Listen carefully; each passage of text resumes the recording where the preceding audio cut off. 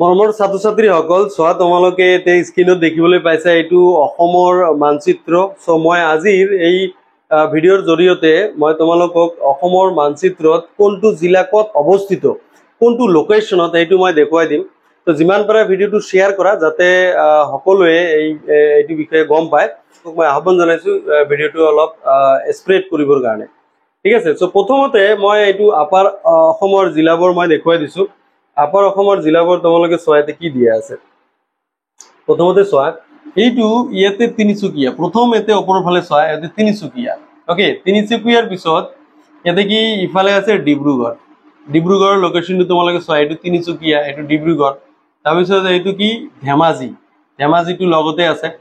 আৰু ইফালে চোৱা এইটো চৰাইদেউ, তোমালোকে ইয়াতে দেখিছা এইটো চৰাইদেউ নতুন ডিষ্ট্ৰিক্ট হৈছে চৰাইদেউ। ওকে, তাৰপিছত তোমালোকে চোৱা এইটো এই যে নৰ্থ লখিমপুৰ, ইয়াতে লখিমপুৰ দিয়া আছে। আৰু এইটো শিৱসাগৰ, শিৱসাগৰ আহিল। তাৰপিছত এইটো এই মাজুলী, মাজুলী আৰু ইফালে তোমাৰ যোৰহাট চোৱা। তাৰপিছত কি এই যে গোলাঘাট আহিল, গোলাঘাট।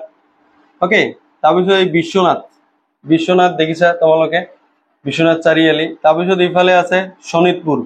ঠিক আছে, তাৰপিছত এইটো গোলাঘাটৰ ইফালে ৱেষ্ট কাৰ্বি আংলং আছে, ৱেষ্ট কাৰ্বি আংলং ইফালে তোমাৰ এইটো এই যে নগাঁও, নগাঁও জিলাখন ইয়াতে সংলগ্ন হৈ আছে। তাৰপিছত ইফালে চোৱা এই যে হোজাই, হোজাই ডিষ্ট্ৰিক্টটো ইয়াতে অৱস্থিত। এই যে ডিফু ইয়াতে আছে। তাৰপিছত ৱেষ্ট কাৰ্বি আংলং, যিটো ইষ্ট কাৰ্বি আংলং এইটো ৱেষ্ট কাৰ্বি আংলং।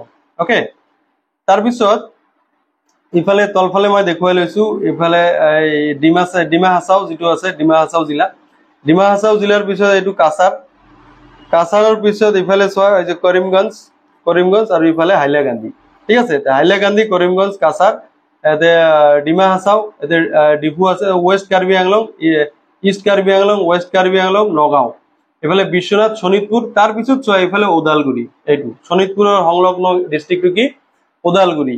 ঠিক আছে, তাৰপিছত এইফালে চোৱা ওদালগুৰি ঠিক তলতে এইটো কি দৰং, দৰঙৰ ঠিক ওচৰতে ইয়াতে নগাঁও আছে। নগাঁওটো মই আগতে গলো।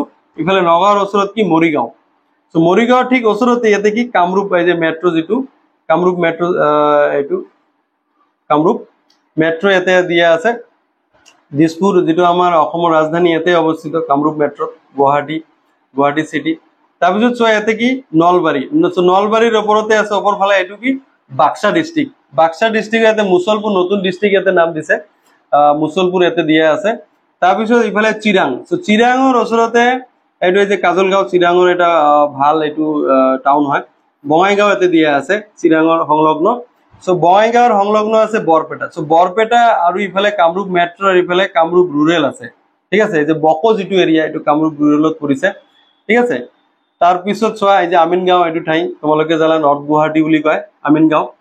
তাৰপিছত বৰপেটাৰ ইফালে আছে গোৱালপাৰা ডিষ্ট্ৰিক্ট। চ' গোৱালপাৰা আৰু ইফালে বঙাইগাঁৱৰ সংলগ্ন ইয়াতে আমাৰ কোকৰাঝাৰ ডিষ্ট্ৰিক্ট, যিটো ডিষ্ট্ৰিক্টত মই নিজে চাকৰি কৰো, বাঁশবাৰী উচ্চতৰ মাধ্যমিক বিদ্যালয়ত।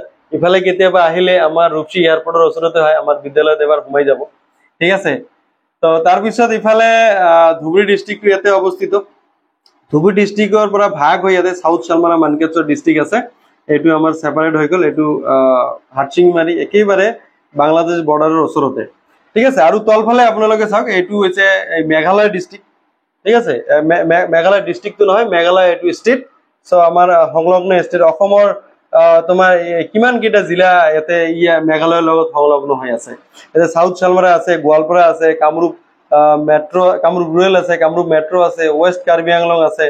ঠিক আছে, তাৰপিছত ডিমা হাছাও আছে, ইয়াতে কাছাৰৰ কেইটামান অলপ অঞ্চল আছে। ইয়াতে গোটেইখিনি ইয়াতে সংলগ্ন হৈ আছে মেঘালয়ৰ লগত। চ' মেঘালয়ৰ লগত আকৌ বেছিভাগ বাংলাদেশৰ যিটো বৰ্ডাৰ, বাংলাদেশৰ মেক্সিমাম বৰ্ডাৰ মেঘালয়ৰ লগত সংলগ্ন।